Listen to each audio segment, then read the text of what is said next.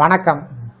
இந்த வீடியோவில் இபிஎஃப்ஓ மாத பென்ஷன் ரூபாய் 7500 உயர்வு ஓய்வூதியர்கள் சார்ந்து புதிய அறிவிப்பு வெளிவந்திருக்கிறது.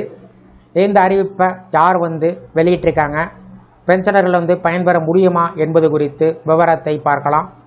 இந்த வீடியோவை தொடர்ந்து பார்க்குறதுக்கு முன்னாடி நம்ம சேனலை இதுவரைக்கும் சப்ஸ்கிரைப் பண்ணாதவங்க இந்த வீடியோக்கு கீழே இருக்க ரெட் கலர் சப்ஸ்கிரைப் பட்டன் அழுத்தி சப்ஸ்கிரைப் பண்ணிக்கோங்க.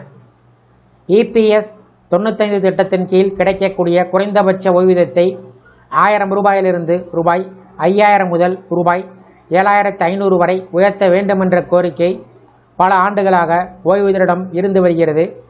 விலைவாசி உயர்வு காரணமாக தற்போதைய தொகை வாழ்வாதாரத்திற்கு போதவில்லை என்பது அவர்களின் முக்கிய வாதம். இந்த நிலையில் சமீபத்தில் நாடாளுமன்றத்தில் தொழிலாளர் நலத்துறை அமைச்சர் மன்சுக் மாண்டவியா இது குறித்து விளக்கமளித்தார். இது குறித்து அவர் கூறியிருப்பதாவது: முதலில் ஓய்வூதிய நிதியினுடைய நீண்டகால நிலைத்தன்மை மிகவும் முக்கியம். தற்போது ஓய்வூதியத்தை அதிகரித்தால் அது நிதியில் கூடுதல் சுமையை ஏற்படுத்தி எதிர்காலத்தில் நிதி நெருக்கடியை உருவாக்கக்கூடும்.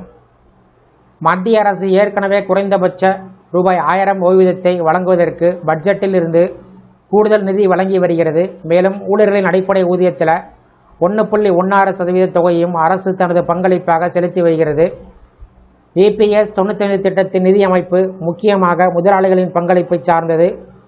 ஊழியர்களுடைய அடிப்படை ஊதியத்தில் 8.33% தொகையினை முதலாளிகள் செலுத்தி வருகிறார்கள். ஊழியர்கள் நேரடியாக பங்களிப்பு செய்யாததால் நிதியினை கவனமாக நிர்வகிக்க வேண்டிய அவசியம் உள்ளது.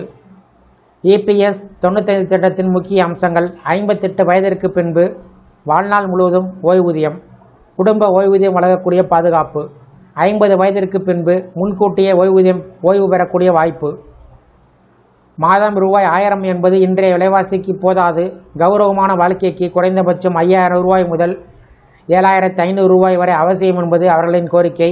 மேலும் பகத்சிங் கோஷாரி குழுவின் பரிந்துரையும் அமல்படுத்த வேண்டும் என்று வலியுறுத்தியிருக்கிறார்கள். தற்போதைய நிலைமை: மத்திய அரசு விளக்கத்தின் அடிப்படையில் உடனடியாக உயர்வு எதுவும் கிடையாது. குறைந்தபட்ச ஓய்வூதியம் ரூபாய் 1000ஆகவே தொடரும். இருப்பினும் எதிர்காலத்தில் பணவீக்கம் மற்றும் நிதி நிலைமையை பொறுத்து மறுபரிசீலனை செய்ய வாய்ப்புகள் உள்ளது. முடிவாக இந்த முடிவு ஓய்வூதியர்களுக்கு ஏமாற்றம் கொடுத்தாலும் நிதி நிலைத்தன்மை மற்றும் சமூக பாதுகாப்பு ஆகிய இரண்டுக்கும் இடையில் சமநிலை தேவைப்படுவது தெளிவாகிறது. இந்த வீடியோ குறித்த உங்களுடைய கருத்துக்களை கமெண்ட் செக்ஷனில் பதிவிடுங்க. இந்த வீடியோ பிடிச்சிருந்தால் வீடியோக்கு லைக் பண்ணுங்கள். இந்த வீடியோவை அனைவருக்கும் ஷேர் பண்ணுங்கள். நன்றி.